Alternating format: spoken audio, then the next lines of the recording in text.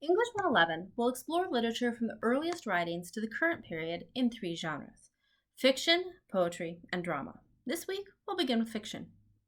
People have been telling stories throughout recorded history. From the earliest myths to contemporary TV, stories are a way that we explain and define our world. We use them to answer questions, make arguments, and express our belief and desires. We're going to be skipping over myths and epics in this course, though if you're interested in that, you can take World Literature 271, and jumping straight to the development of short stories in America. In the earliest days of America, after the colonization by the Europeans, the literature was shaped by the heritage of the immigrants who brought their traditions with them. But as America began to define itself, its stories began to be shaped by its new place in the world. The era of the Revolution, called the Age of Enlightenment, was marked by didactic literature. Literature meant to teach and explore the world in a logical, realistic way. The era after that, where we'll be starting, developed a literary movement known as Romanticism. When reading literature, scholars divide the text into groups known as literary movements based on the time period and the characteristics of the writing. These periods are marked by shared characteristics in the art and literature that was produced during that time, and they reflect the time period and society in which they were written. In the early 19th century, Romanticism developed as a direct reaction to the rationality of the Enlightenment. Romanticism was marked by emotion, imagination, and a focus on individual sentiment. It tended to idealize the world, or, in the case of Gothic Romanticism, which centered on the supernatural, lost damsels, doomed love, and grand and gloomy settings, think Frankenstein or Jekyll and Hyde, it offered a fantastical version of it. The story that we'll be reading from this era is The Cask of Amontillado by Edgar Allan Poe. While probably best known for his poetry, Poe was also a critic and short story writer who helped shape the genres of horror and science fiction. He is also considered the father of the modern detective story. Poe's own life was marked by tragedy at an early age. He was born in 1809 in Boston, Massachusetts, the son of actors Elizabeth and David Poe. His parents died when he was 3, and his adolescence was marred by gambling debts that led to an estrangement from his foster family and expulsion from West Point Military Academy. After that, Poe moved to Baltimore to live with his aunt and his cousin Virginia Clem, who would later become his wife at the age of 13. He was 27. In 1845, he published The Raven and Other Poems, which became wildly successful. However, 2 years later, Virginia died. At this time, accounts began to spread of Poe's erratic behavior. There are conflicting accounts surrounding the last days of Edgar Allan Poe and the cause of his death. Some say he died from alcoholism, some say he was murdered. Various diseases, including rabies, have also been suggested. Most agree that he was found unconscious in the street and admitted to Washington College Hospital in Baltimore, Maryland. He died soon after, on the 7th of October in 1849, and was buried in an unmarked grave in the old Westminster Burying Ground of Baltimore. In his poems and stories, including The Cask of Amontillado, he focused on exploring the darker side of literature and the human psyche. In this, he exemplifies the idea of Gothic Romanticism, with its focus on the dark and dreadful horrors of the world. Romanticism was prominent during the early 1800s in America, but as the Civil War approached, the mood of the country changed, and with it, the literature that was being produced. Literature became didactic, focused on teaching, and even propagandistic. After the war, the country had lost any sense of idealism. Every person had in some way been affected. Many had lost friends and family members, or had even fought in the war themselves. Writers like Walt Whitman and Emily Dickinson explored these dark times and emotions through their writing, using new forms and exploring themes like death and mortality. As they did so, they began to find a voice that was uniquely American. As the country came to grips with the many changes in the aftermath of the war, the literary style became focused on depicting the world as it was. This was the beginning of the American realist movement.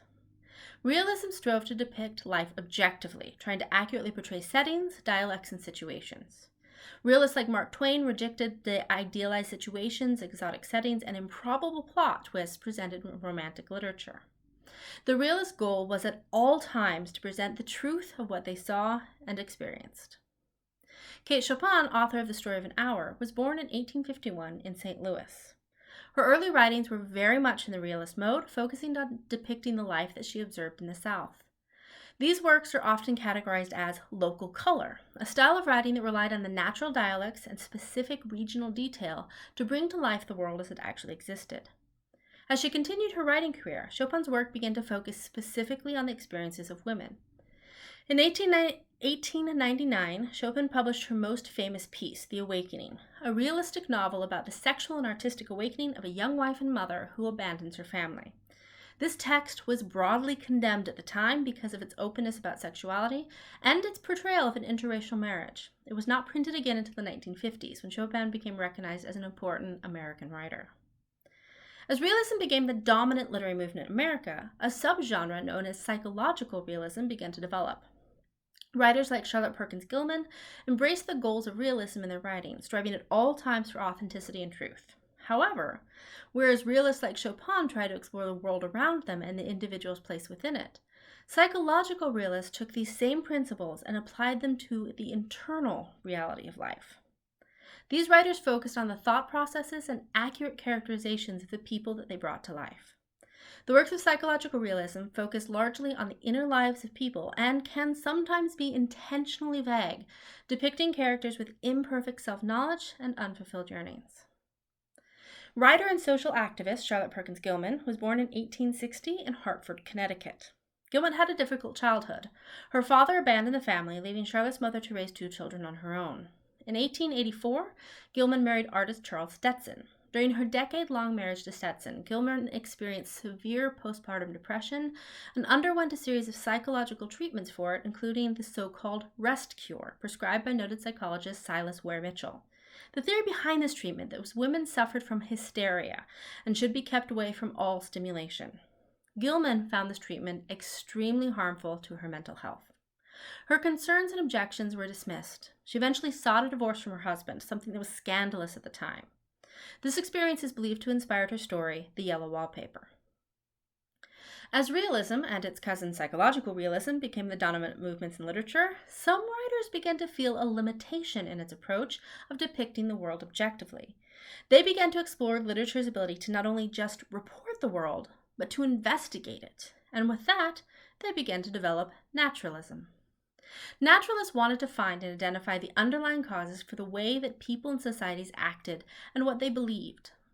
Drawing on the works of Charles Darwin, they explored how heredity, social status, and environment impacted people's lives.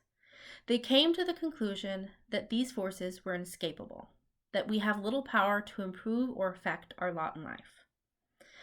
This pessimistic view dismissed almost entirely the idea of free will and benevolence in the universe. Nature and the environment became almost characters in and of themselves in naturalistic writing, shaping the lives of people in ways beyond their control and often beyond their understanding. Like the realists, especially the psychological realists, plot was very much secondary to depicting characters. Naturalists placed their characters in dire situations, exploring the ways that their birth, nature, and environment limited their response. If realists were the journalists of nature, naturalists were the scientists, using literature as a laboratory to explore the limits of mankind. Despite their interest in social ills, however, the naturalists did not argue for a change. They simply took the world as it was and sought to understand it. One of the first truly naturalist novels in American literature was Stephen Crane's Maggie, a Girl of the Streets, which depicted life in the slums of New York. The novel was so gritty and bleak that Crane could not find a publisher and instead had to publish it on his own.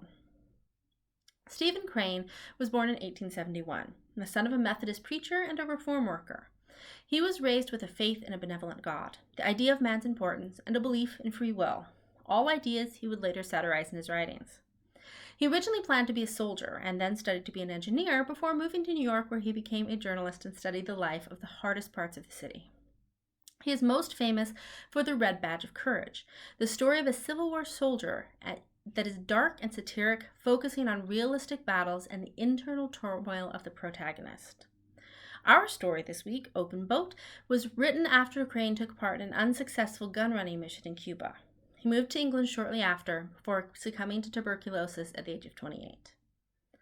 One important element to consider whenever you read is the author's choices about narration and point of view. The narrator is the primary speaker or voice in a fictional or poetic piece. This is not necessarily the author's own voice or viewpoint. Many adopt a persona, that is a character who tells the story and shapes the perspectives of the readers.